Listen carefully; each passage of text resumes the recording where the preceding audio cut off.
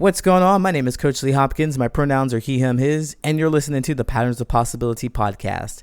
This is a podcast dedicated to helping you replace harmful patterns with new possibilities. In each episode, we'll explore topics that inspire you to be yourself, live your truth, and make lasting connections. On this episode, we're going to talk about those people who are just like me, because once upon a time, I was just like this too. Those people who only show up when it's convenient for them. They show up in your hardest times to gawk at you, to show you support. I'm going to help you. I'm here for you, anything you need. But then, when you do need something, that's not a big catastrophe, a disaster, they're nowhere to be found. Are you ready to talk about these people? I'm ready. Let's go.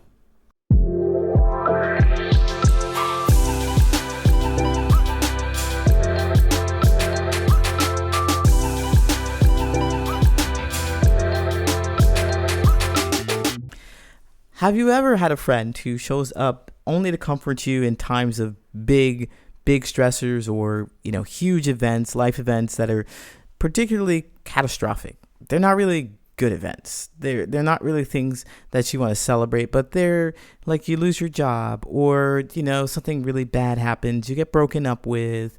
You're really sad, and they'll come over and they'll help you out, and they say, they're there. And you might question those events. You might question their motives because, they're only around when big bad things happen. They're only around to see you suffer. That's what it seems like. And I can tell you that I was that friend who only showed up in those times where it's big stressors. That's where I felt the most useful, though, on my side. But I can get it. I'm with you. Look, I look like a stranger who just shows up when it's convenient for me, who just shows up in times of crisis. And I'm telling you, that was the only time that I felt useful, that I felt like I could be somebody for somebody, is to show up when they had a big, hard time. Because at the very least, I could get to work and do something. I wouldn't want to show up for those big emotional times, though. Like, okay, boyfriend breaking up or girlfriend breaking up with you, and you want to cry about them and such and such. I really wasn't great at that, but we can go out for drinks, and maybe after a few drinks, I could listen to you. I wasn't going to give you any great advice or anything like that. It was just going to be like, oh, wow, that's, yeah, and barely interested in your story. And that was me. That's how I showed up. And I thought I was being a good friend, honestly. It was only like when I started to realize that people require a little more emotional connection, that I wanted a little more emotional connection, that I stopped doing that. But the key to breaking out of that kind of thing, if you are a person who shows up in big times of big stressors or catastrophic events, trying to be helpful and useful, I want to let you know that you're not really doing a favor to your relationship, and you're being used. You're allowing yourself to be used. You're creating a situation where you're being used for whatever they need you for, if they want you around at all, because that's the only time you show up. That's the only time you show up. If you want a deeper, more meaningful relationship, you have to start connecting in the little tiny moments. You have to be more intentional and attentive to those little tiny moments that are happening in our lives. The smaller things, the day-to-day events. Otherwise, you'll be a stranger who only shows up when it's convenient for them. And that's what I did. I demonstrated that I wasn't interested in anybody else or their lives because I wasn't there for those little things that led up to those larger emotional events. So, before a breakup happens, there's lots of little conversations and there's little fights. There's little disagreements. There's good things that happen. There's happy times. There are lots of moments to be discussed before a breakup.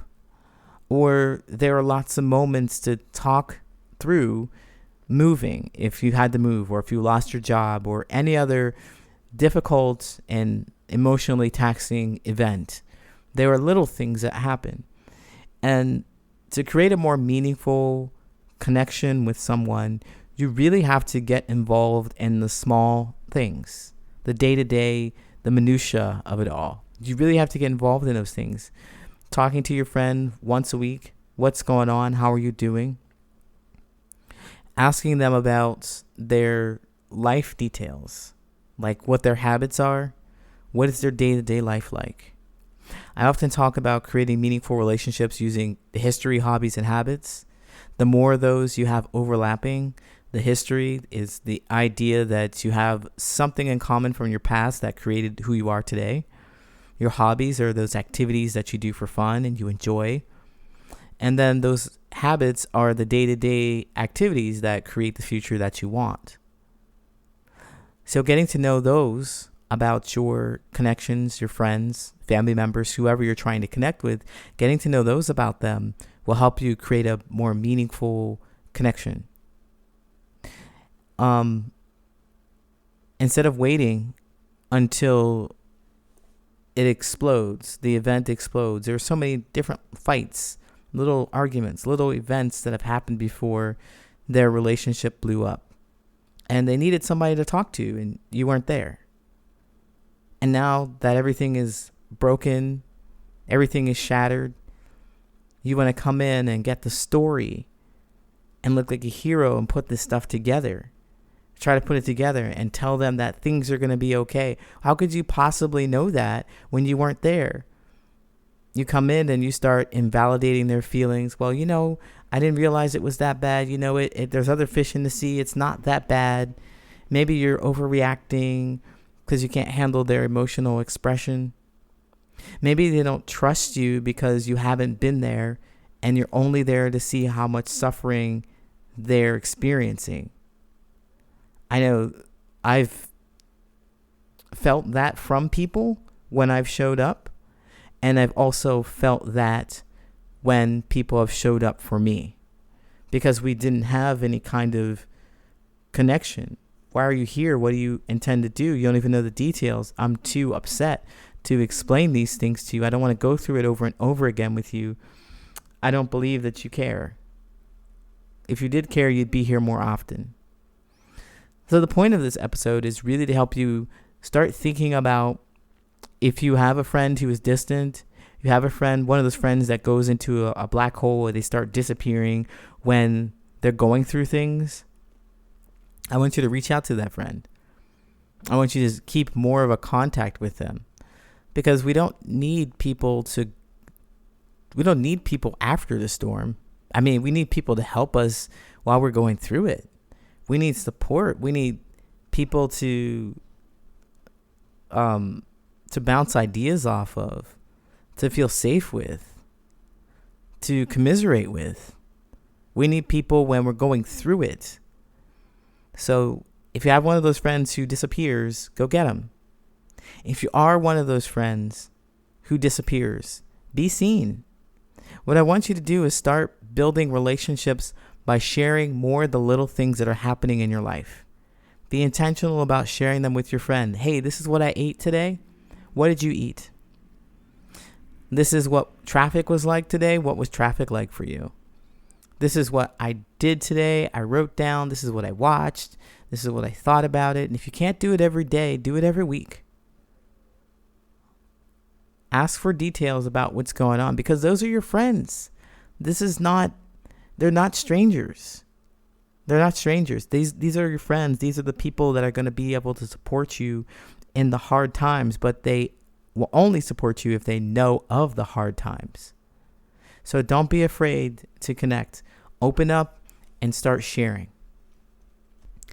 Do you want to feel more included at work or make a close friend to share your deepest thoughts and secrets with?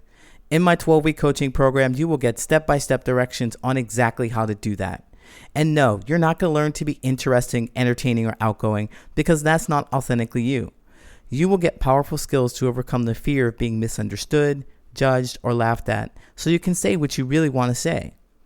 And if you don't know how to start the conversation, don't know what to talk about, or don't know where to find people that want to listen to you, this program is for you. You are going to learn strategic vulnerability. It's a powerful skill where you will discover your authentic self and set boundaries so that you can remove toxic relationships from your life and never open up to the wrong person again. Between now and the end of the year, I have room available for just a few new clients to join my VIP coaching program. If you want to start your new year off with the skills to make more meaningful relationships, then don't wait to make this change. Apply at the link in the show notes. Now it's time for your listener letters. If you'd like me to give you actionable steps to create more meaningful relationships with something that's happening with you in your life, you can write me at patternsofpossibility@gmail.com and I might read it here on the show. Hello, I've been in this situation for a few weeks and I told myself I wouldn't be bothered by it, but I keep thinking about it, so maybe I am. I met these friends a few years ago and we had this group chat ever since we met. There have been times when the group chat just went silent, but it didn't take much to get everything going again. I thought I could trust these people and I didn't really mind the chat being silent lately, but then one day I found out in Instagram stories of me that there were people in it and a screenshot of another group chat with everyone that was in the original group chat except me. I didn't think I did something bad to them that they decided to exclude me from their talk, so you can imagine I was taken aback. A few days go by and I decided to write them where I usually would, as if I didn't see that screenshot, asking how everything was going and so forth, and why the chat was silent for such a long time. I asked them if I did something that put them off, and I asked them to please tell me. Some of them answered, telling me there was nothing wrong. Then after a few messages, the chat went silent again. Now, I don't want to be that person, but I think there's something they're not telling me. What should I do? Should I tell them about the screenshot and ask for answers, or should I leave it be and just say everything's over with them? Or maybe I should simply trust them. What do you think? Well, I want to say I'm sorry that you're experiencing this. You're going through this. This is hard. It seems like you're being indirectly dismissed. As I talked about in this episode, it's all about those little things, the little conversations that you have, the day-to-day things that make you a trusting and trustworthy friend. And if you're only getting to talk to them through the bigger, more explosive events, like perhaps they just decide, look, we left you out and we're going to invite you to join us at this bar. We're going to plan a trip and we're going to invite you to join. They might just share one of those things with you, but there's a little chatter going on every single day and you know it's happening in another group chat. You know it's happening. So that's really hard to kind of wrap your head around, because it does feel like rejection. It is rejection. They moved you from this group. What I would say, I want to just get right down to it. And the solution, the issue is that you saw the screenshot, you saw the story. And as far as I know on Instagram, you can see who saw your story. I believe you can. And whoever posted it perhaps knows that they saw your story. I don't know. Maybe I'm making that up. But something is going on. I think they know something's going on. Who's going to be the one to say it? Really, who's going to be the one to say it? Is your heart is on the line here. Your heart is on the line. And you really want to be close to these people. You really want to be friends. And you're seeing that they have left you out.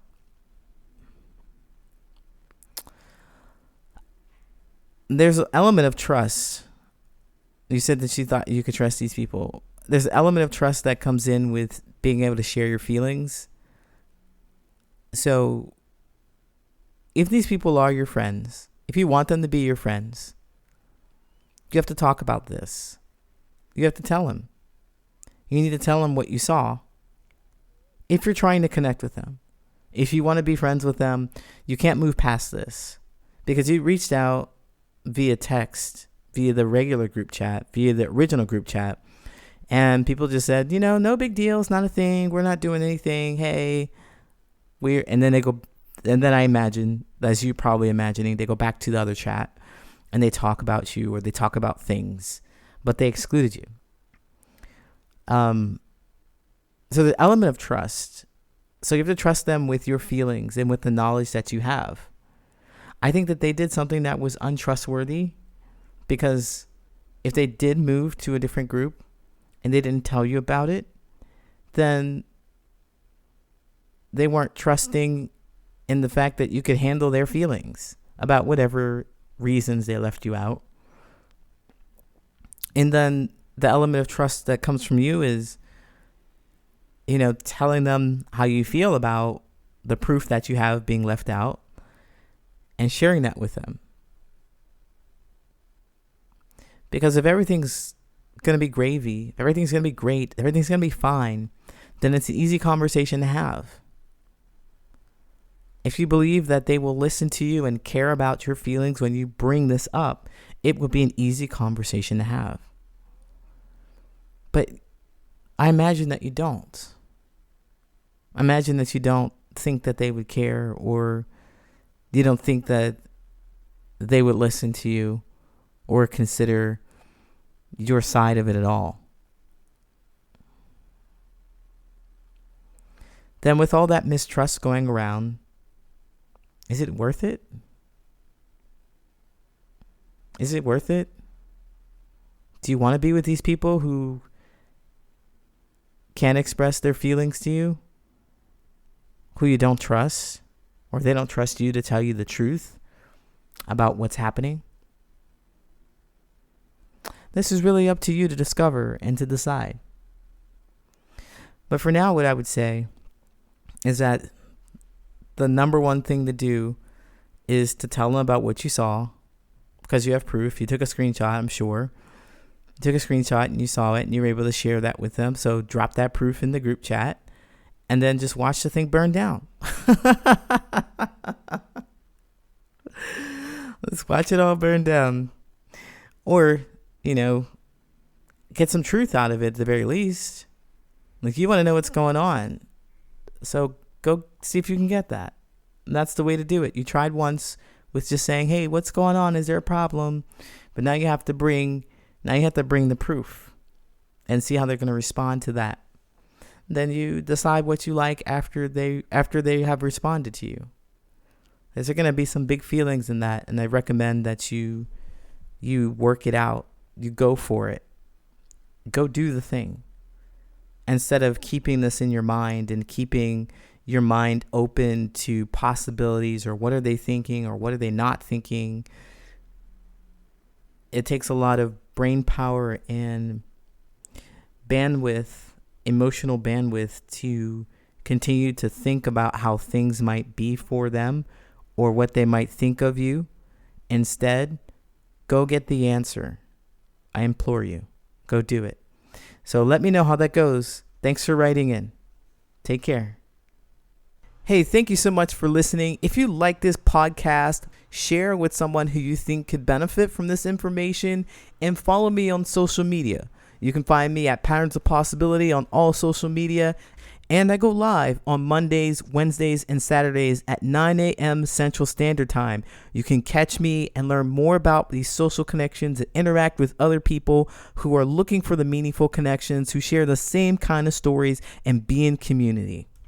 And don't forget to sign up for my newsletter at patternsofpossibility.com, where you will get actionable steps delivered to your mailbox every week. Thanks again for listening. Until next time, take care.